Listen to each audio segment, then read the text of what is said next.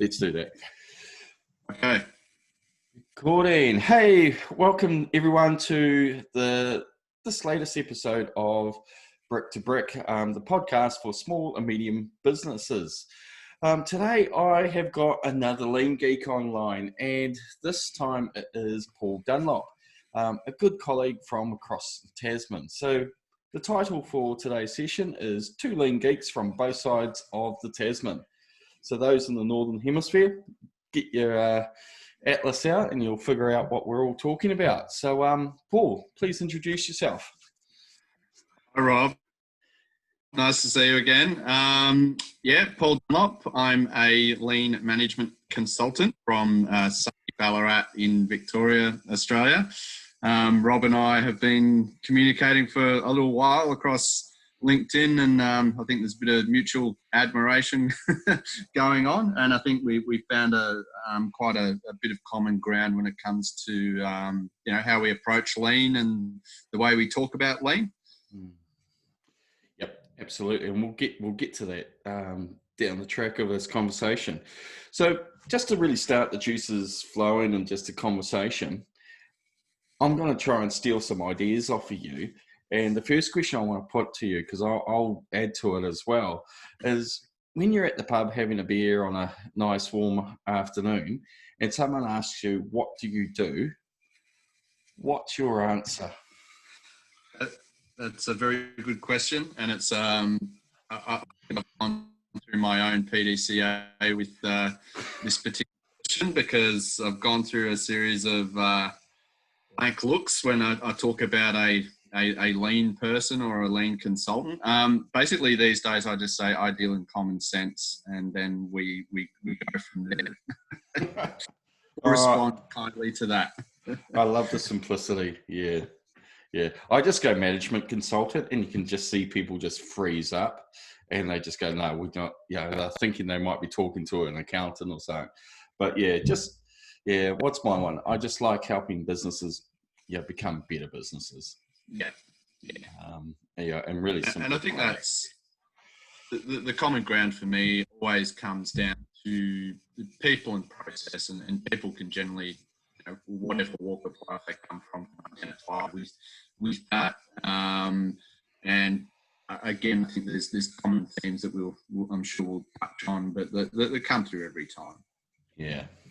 No, it's interesting. I just always ask fellow lean geeks, how do they, because it is, if you don't know about it, it is quite a foreign topic, even though they're probably doing aspects of it without knowing what it, without that label. Yeah. So let's share about, some of the things, across the Tasman, and we'll just test out if there's any themes really, but what are the types of businesses or the sectors that you're involved in? Because you've been doing this gig for a few years now. Yeah. For me, most of my clients are small to medium businesses. I work with a couple of larger corporates, but it's mainly small mediums, anywhere from 20 to 50 employee type size.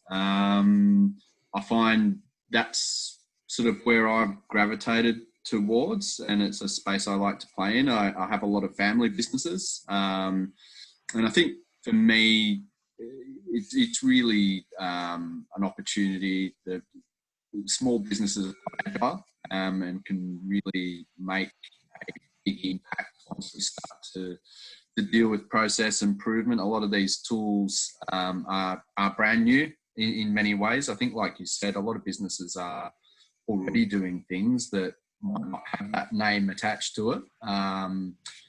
So that's kind of the space I occupy most of the time. And it's kind of a good fun place to be. Yeah. Any particular sector? Like, I know you hang around a few manufacturing sheds or three. But is there any other places that you like to play in? So I do some local government work. Ooh, we need to talk about regional that. Council. But pretty much across all manufacturing sectors. So products, I've got quite a diverse portfolio generally all the time, which is good because it helps keep me sharp. There's always different challenges, whether you're going from a continuous flow to a jobbing shop to talking planning permits in a council. So again, a lot of the conversation with my clients is, well, hey, this isn't just an automotive thing. It's not just a Japanese thing. It's not just a manufacturing thing. It's, you know, go to McDonald's and you'll see that playing out. So, yeah. Interesting. Look, I'm going to tap into that regional council or local government agency, because I was having a conversation with one of our local government organisations just yesterday, and I mean, I love that sector or kind of that service space and the kind of quasi-government space, because it is quite non-traditional, but that's where my history comes from, being in health. You know, I've learned all of this stuff in health and kind of worked my way backwards, as it were, from the traditional route that many lean practitioners take. So, yeah, what was their trigger points? What was your working? Because I'll add to it about what these guys are trying to do. I think all of the same issues that we encounter in manufacturing. There's really no difference, organisation to organisation. I've worked across a number of departments within that council, and really, it's almost a case again of really focusing on the customer, so delivering and improving customer experience. Found that again, outside of the manufacturing space, you know, we make assumptions, you know, coming from manufacturing, that, you know, everything gets measured, the waste and the lead time and the quality. Moving outside of that space is a little bit different, and starting to look at you know, the process end to end, perhaps the lack of measures or the assumptions that go on in the process. I think, like, you know, going through a planning permit process, for example, so there's statutory requirements in all of that, but we find that the work can pile up towards the end and then goes through in big batches, and a lot of bottlenecks in that process. There's also, you know, again, like any manufacturing process, we see that there's a lot of assumption resides in that environment. Again, looking at the planning process, we had five town planners who all thought they were following the same process, but we start asking questions and everybody's doing it a slightly different way. And so just actually having a conversation for a start, starting to standardise that process, starting to look at, you know, some of the obvious things that stick out. You know, we made some huge improvements, got much better flow, much better throughput, reduced the lead time significantly, through nothing more than, you know, 3 or 4 good quality mapping sessions and discussions, and, you know, away we went. So I think, again, like any organisation, you know, local government is just, we lack standards. There's a lot of assumption resides in the environment, and probably the other, I guess, metrics were another thing. You know, what should be happening, what's actually happening, where are we at? Are we ahead or behind? Are we on track? Don't know. Yeah. So yeah, I'm sure you've seen all those things as well. Yeah, I think it's certainly in that service-office environment. It is.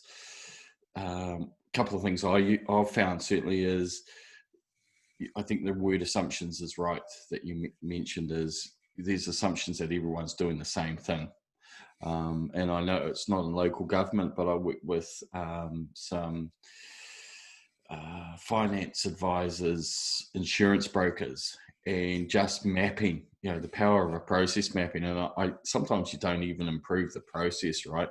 But it's the conversations that happen during that session, and they realize, by you putting it right black and white in front of them, or colorful post-it notes, that someone's using a different form, or 3 out of 5 of them are only ever filling in half the form, or they're not, you know, the next person down the value chain is never using half the information, but, you know, there's 6 pages of data that the previous guys filled in, but they only used 2 pages of it. And then they just start talking, and you can just see the light bulbs popping up there. But they've never been given the chance to question it from a neutral point of view. And when I say that, certainly from listeners, is it's not a finger pointing game, right? It's more of, hey guys, this is really crazy. Let's stop and think about this. And I think for me, it's all about the conversation, and it's all, I think using the word objective. So you're objectifying once you visualize it and you get it up there. You're objectifying it. It's very visual, and people are, I work in this part of the process. I'm very myopic and focused on that, and it's amazing. Even within a small team, we'll see people who work at certain parts of the process will go, I didn't know you did that, and I didn't know that happened in the way. And even just those very early conversations, oh, well, could we do that? I'm like, yeah, sure.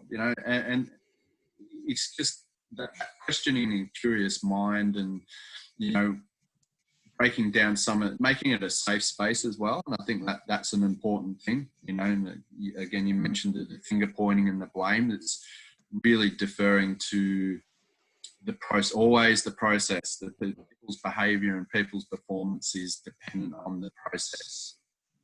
Yeah, absolutely. Absolutely.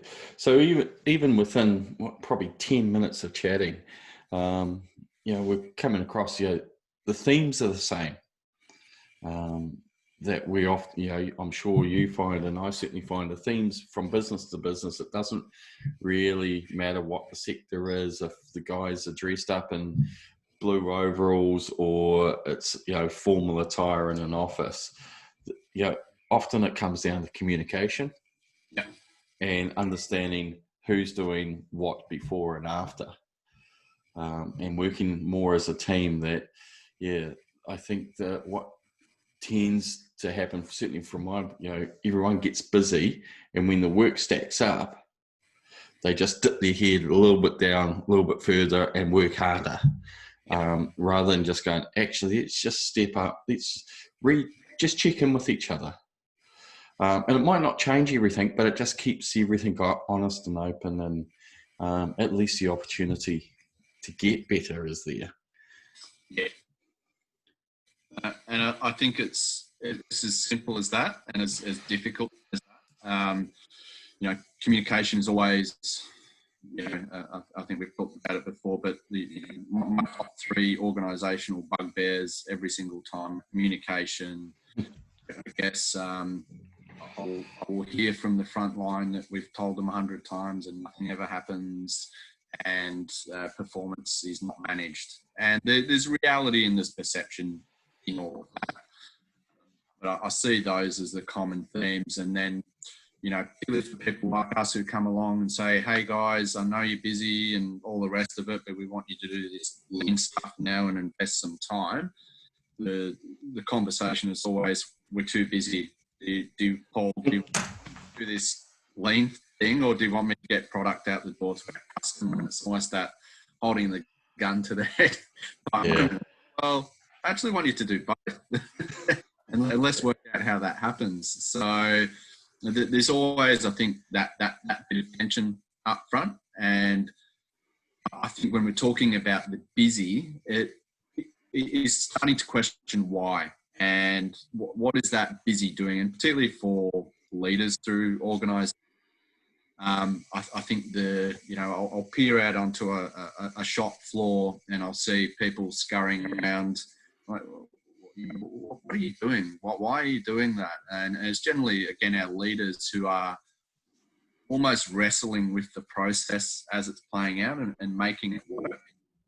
And when we start looking, again, at the fundamentals, going through our 8 wastes, well, you're actually spending most of your time reacting. You're spending your time on wasteful activity.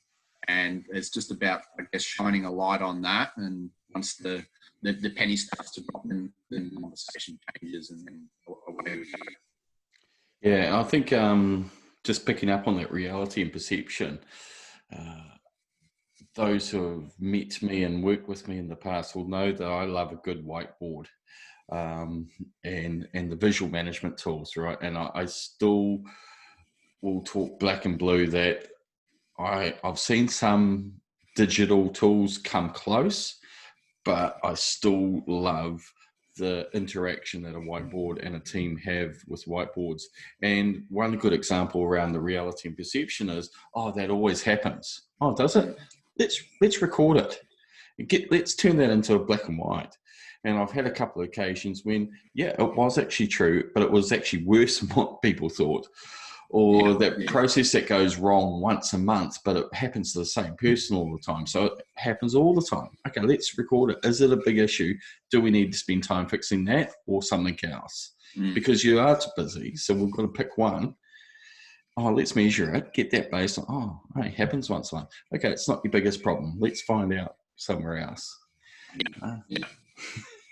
I think that's a very interesting point. The client after client, these are the type of things that you hear, and yeah, like you say, maybe it's not a problem, maybe it's a bigger problem than we thought, but let's look at it again, let's make it visual. That's how we want to interpret the world. And yeah, so I think I think we've corresponded a little bit about I'm not against the digital format, and I think every time I post something on LinkedIn, a laminated sheet and a whiteboard marker, I get, we should go digital here. But I'm a big advocate, again, when you're learning and when you're practicing lean, it has to be tactile, it has to be real. And I know in my experience, when I was the person standing there with the marker, I didn't want to use the red marker, that's for sure. So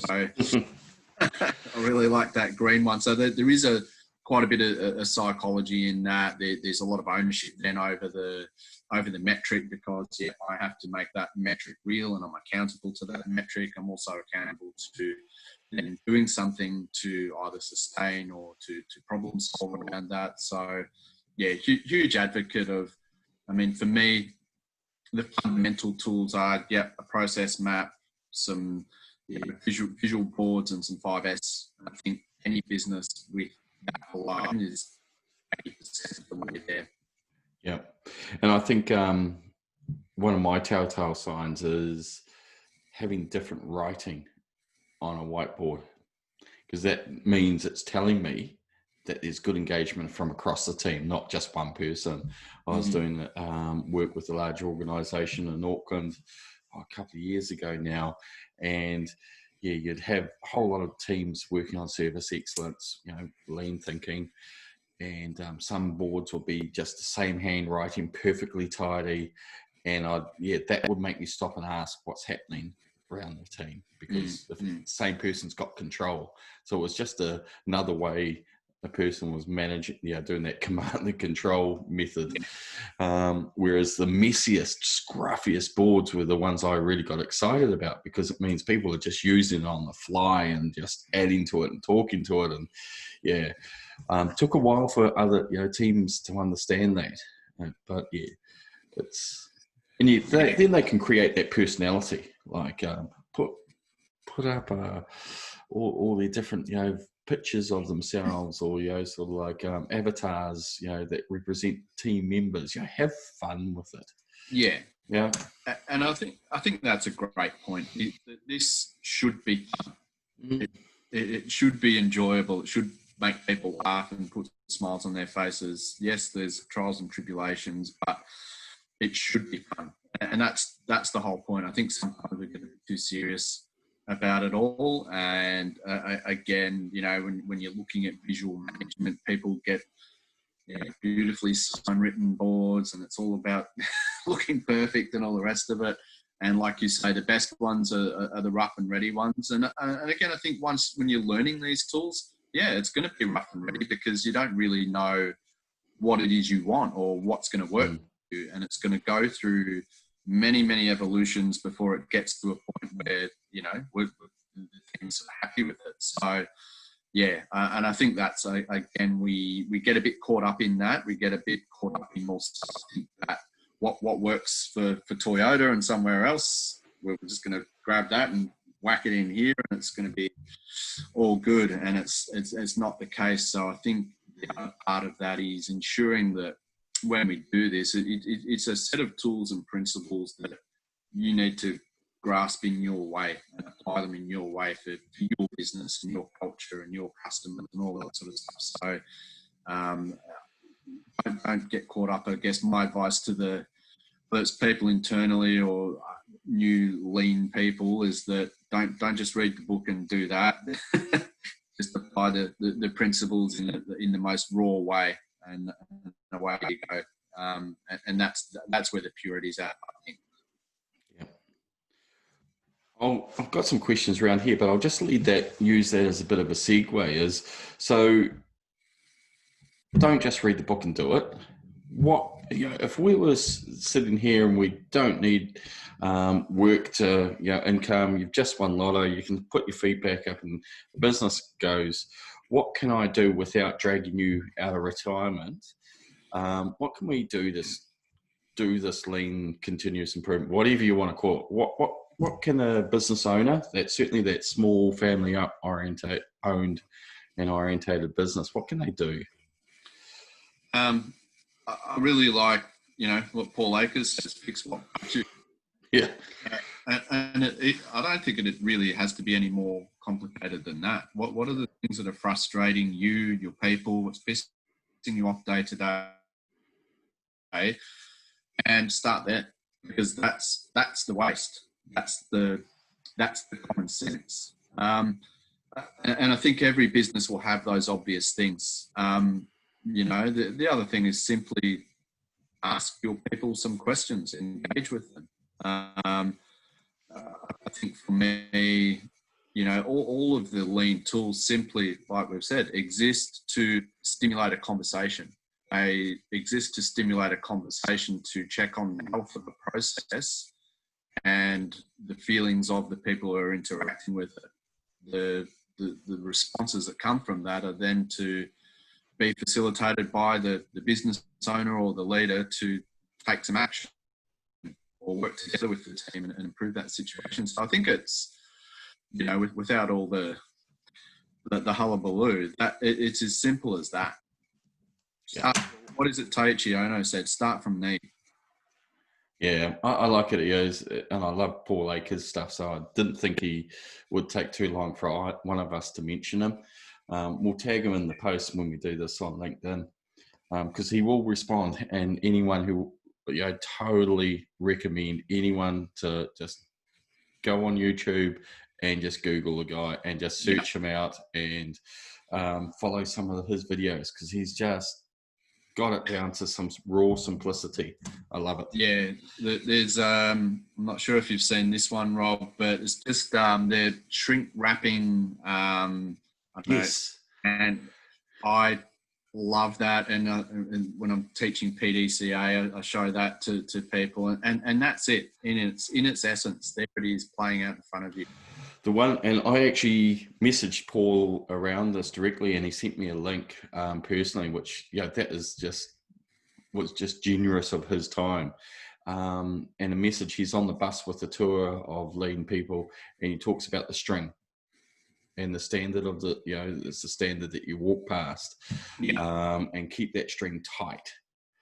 And I think that's, if I was ever to suggest for business owners or operations managers, is, what they can start with is just set the expectation and just be as black and white every day with their team and going, hey, we just want really good, work happening.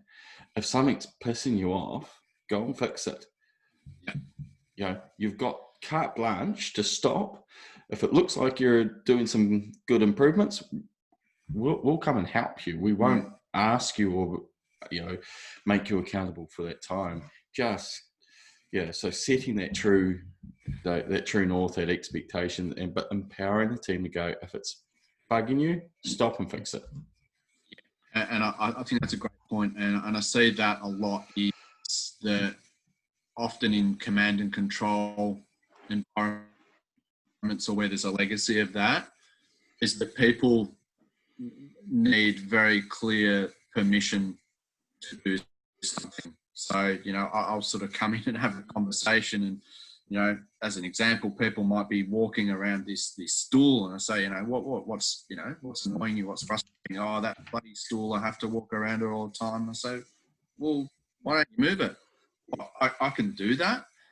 And it's like this light bulb moment, but it's often people, you know, whether it's fear or for whatever reason, feel that they can't actually make a change, and as simple as that. So I think it's, yeah, definitely around clearly defined expectations, and giving people permission to try.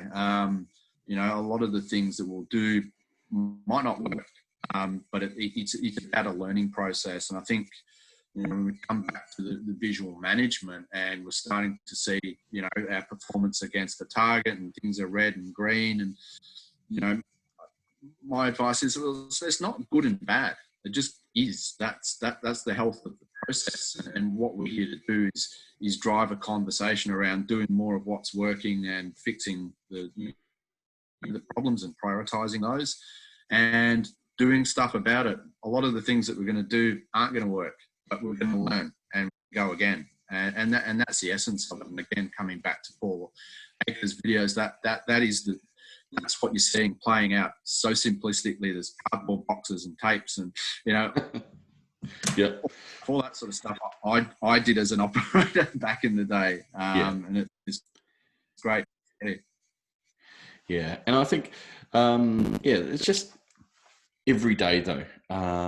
You know, it's improvement every day. That's one thing, but it's giving the message and reinforcing that message, going, hey guys, yesterday was great.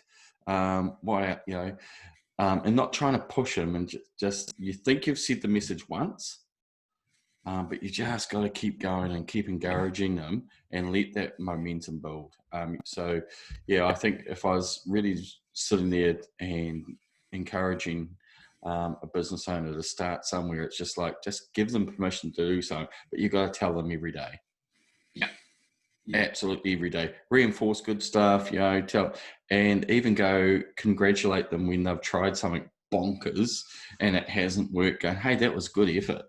You know, it's not a blame and shame. So just the messaging, going, hey, we want to be the coolest, busiest, best, whatever that definition is. How we achieve that is through the efforts of you guys. So you just do what, you know, fix what bugs you, do the best you can, and talk to your teammates. But you got to give that message every day. Yeah, absolutely. And I think you're spot on when you. And again, that's where I'm very clear. I'm not interested in chasing targets and chasing numbers, because they will be an outcome of the process working. Where the feel good needs to be is around those crazy ideas sometimes, but those creativity that you're getting happening, you know, can lead to some pretty amazing, neat solutions, and it's just keeping that going. That's definitely where the celebration needs to lie, 100%. Yep. Again, it's just, I think we can get it a bit wrong when we start to focus on the wrong things. Yep. And that's you know, what we haven't mentioned as well is, you know, with that message, you know, is, you know, a bit of strategy. You know, tell them what the objectives of the business are, because you can still be busy improving, but if you're improving the wrong things, it's still waste, right? So yeah, so I think, you know, just share some of that you know, the message of what the strategy, what the objectives are to the team, because how else can they figure out how to contribute if they don't know what their goalposts are? Yeah, and I think it comes. One of the first questions I'll ask people in an organisation is, what does a good day look like for you? What nice. do you achieve? And, you know, I'll get a variety of responses from, you know, the blank look to, well, you know, I just go as hard as I can to 3 o'clock and then I go home. And so, you know, and we're coming back to first principles of respect for people. So we're just not respecting human beings if we're not giving them meaning and purpose in their day-to-day work, and then we're giving them a clear set of objectives around that. So, you're here and you're on time, and you're prepared for work, and you've got the right skills to do the job we're asking you to do, that you stay safe, that you produce good quality for our customer, that it's done efficiently and on time, and all of those, whatever it is. But at least giving people those objectives, immediately there's this kind of black magic that happens, that things start getting better.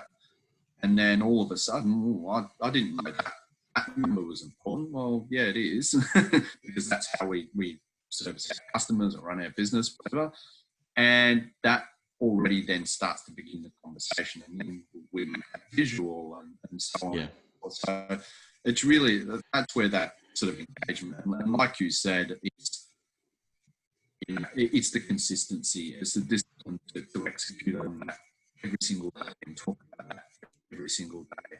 And I think that's what separates, success from mediocrity and failure in this space. It is, I'll talk to people many, many times, say, this is not rocket science. This is all very common sense stuff. Everyone wants to sit here and go, yeah, that's right. Well, of course we should do that. But you don't.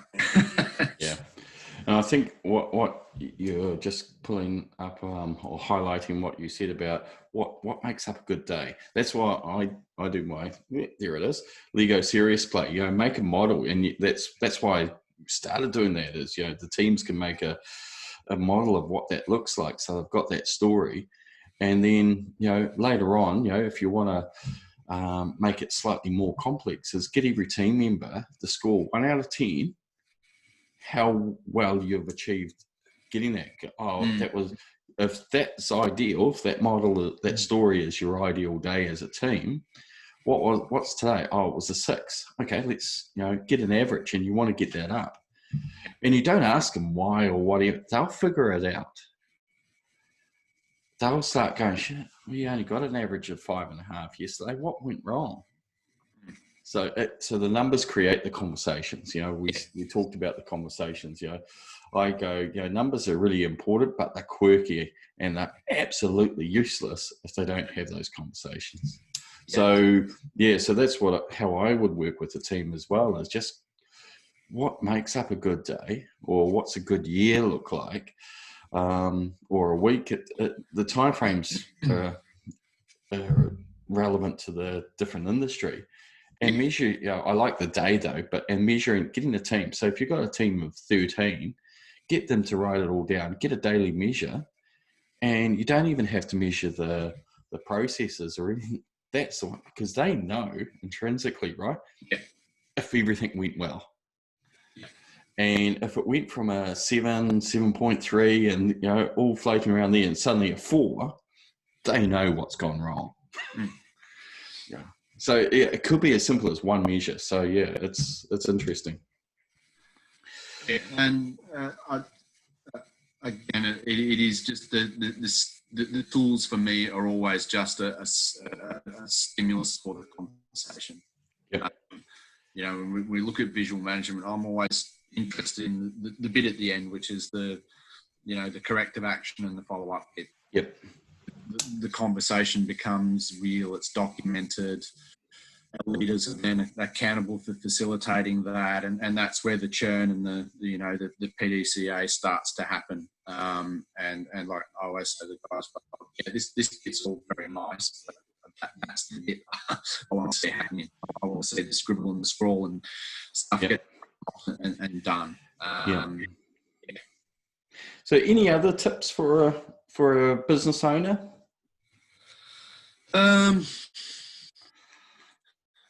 I think it just comes back to those basic things. Yeah. There's really, again, too much to it. When we're looking at lean, it's simple in the beginning, and then it gets really complicated, and then it gets simple again. And I think, that's been the experience for me, is that we really, and I guess the experience that I see globally and around the traps, is that we can overcomplicate the hell out of this. Essentially, it just comes down to some very, very simple concepts. And I think, my number one tip is just around that communication, clarity of communication, and involving, for leaders and owners. Really, it's about, I think, letting go. It's almost a very thing. Yeah. I think probably from my point of view, the one technical thing I would say for a business owner is just understand the 8 wastes. And the analogy I use with that is, it's like we're both looking at our computers. There's a ton of software on these things, and I use probably 5% of it, right? And just like any other businesses, they could, their competitors could be using the same tools, but if you just use that basic view of looking at your business, if you're using it at least 50% of the time, you're going to be streets ahead of your competitors very, very quickly. So the one technical I say, if you just get a good handle on, watch lots of YouTube clips, get a good handle on what they are, talk to your team about those, that going communication, and teach each other, because you're not going to make a big howler out of this. And just if you use those every day, you're going to be 20-30% beyond your competitors in 6 months. And it's interesting, I am like a broken record around 8 ways. So I was in a client today that I've been working with for 15 months, and today I did 2 sessions of 8 wastes, and we went back through. So it's people's understanding of them over time starts to change. 20 odd years later, for me, as I'm standing there going through, I'm learning, I'm thinking about it, I'm thinking deeper and deeper about, where I'm seeing these play out. So I think one of the big cultural change indicators for me is language. When language starts to change and they start to embrace the terminology, and they say, hey, that's transport waste, and that's weighing, and that's a defect. And so we start to see that they start to be able to give it context, and again, stimulating that why question, rather than how or who. It's why. It becomes, again, why is that problem occurring? And let's go get some data, and then we'll understand the problem, and then we'll go. But again, it is as simple as that. That's the lens that we look at our process through all times. Yeah, and that was brought to me quite home quite quickly, just before we went into this COVID lockdown. I was brought in by one company up in Auckland, just to do a refresher session. I've never worked with them before.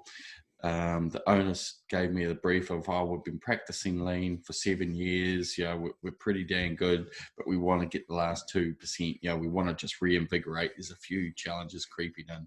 Can you come in and just give us this? So I did my lean Lego. I know you do lots of Lego and different lean simulation games, which is a great way to teach people or engage people around the topic.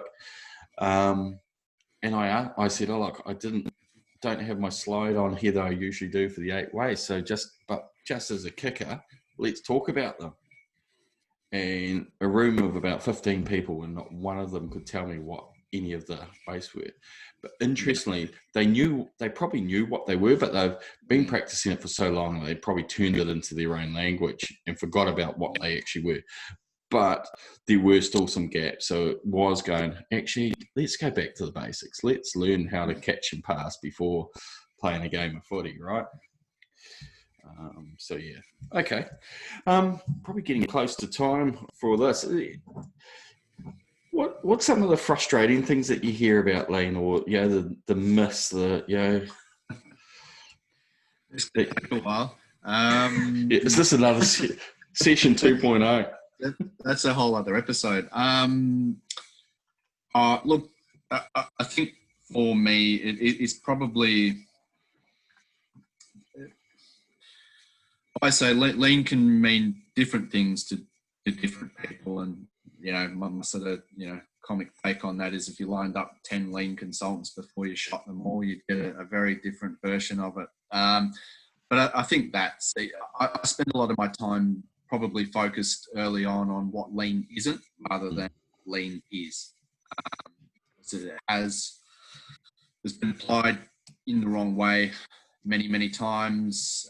Again, people, in the consultant space, not to, with all due respect, but people have tended to come out of automotive and automotive principles into non-automotive environments, and it doesn't work. So there are often train wrecks of implementation that you come in, and sometimes you can't even use the word lean because it just has so much baggage associated with it. So part of my frustration, part of my reality, I guess, is just dealing with that, and almost having to, it's easier to start with a blank slate than it is to kind of have to re-educate and deal with that, because immediately, the walls are up, or we've tried that before and it doesn't work. So I think for me that's the biggest frustration, and probably the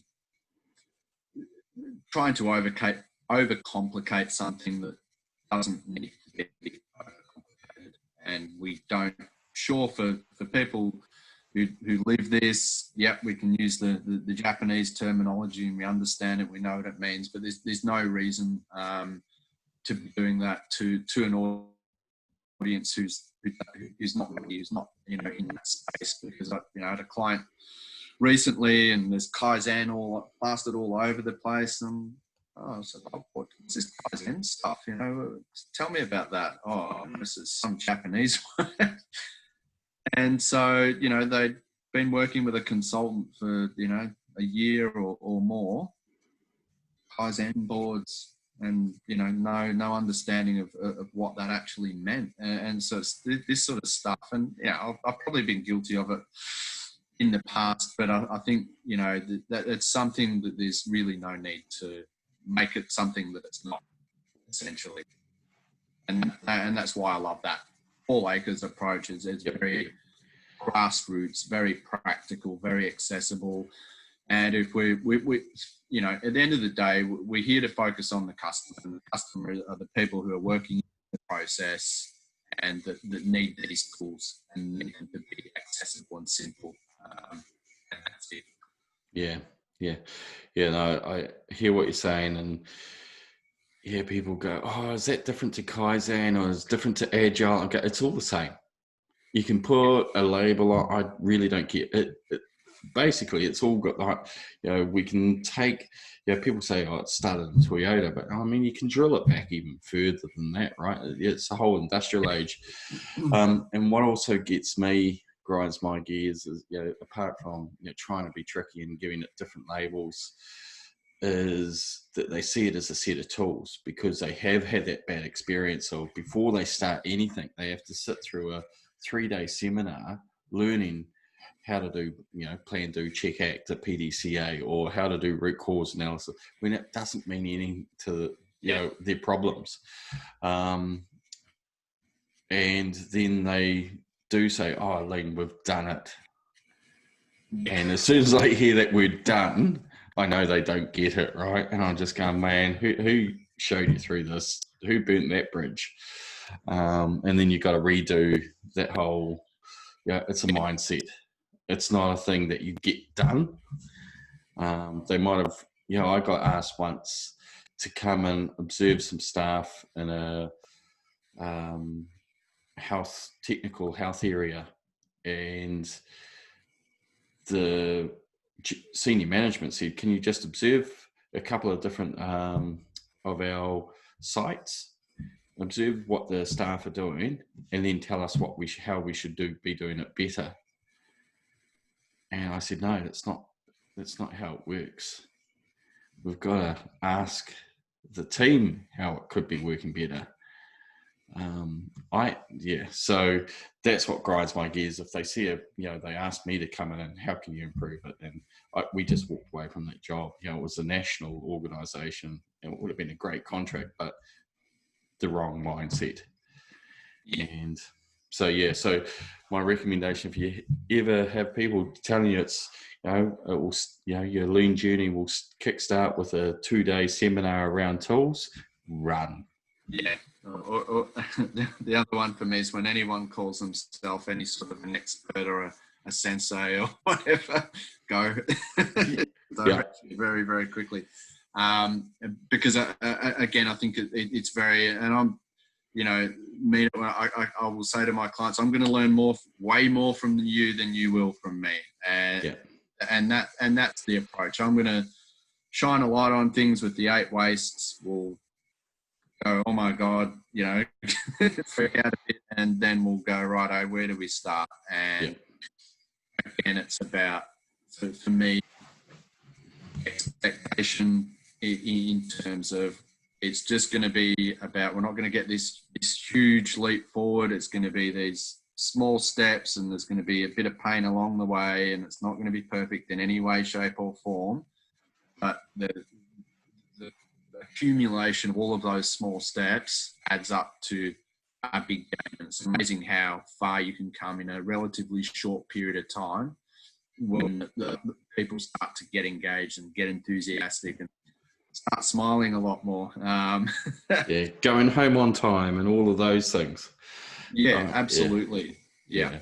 And I think, it's not only the quality of life at work that gets better, it's the quality of life everywhere that gets better. I think that's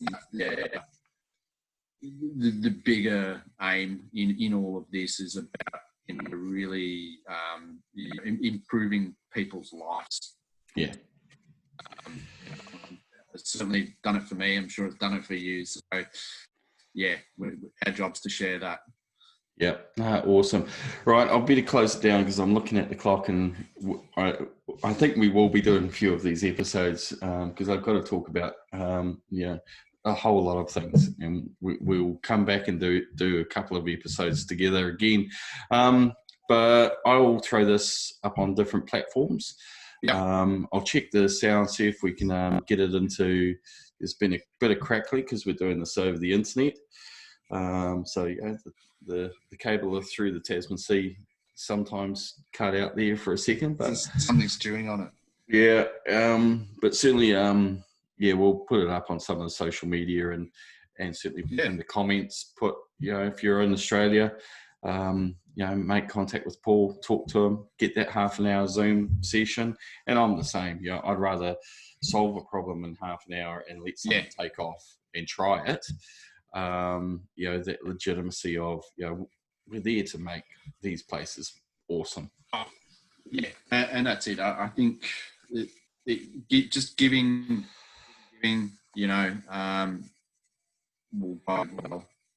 And that's what it's all about. There's no bloody secrets here. No, again, run. If someone's going to try and tell you that they won't give it away, go. Awesome. Hey, really appreciate your time, Paul.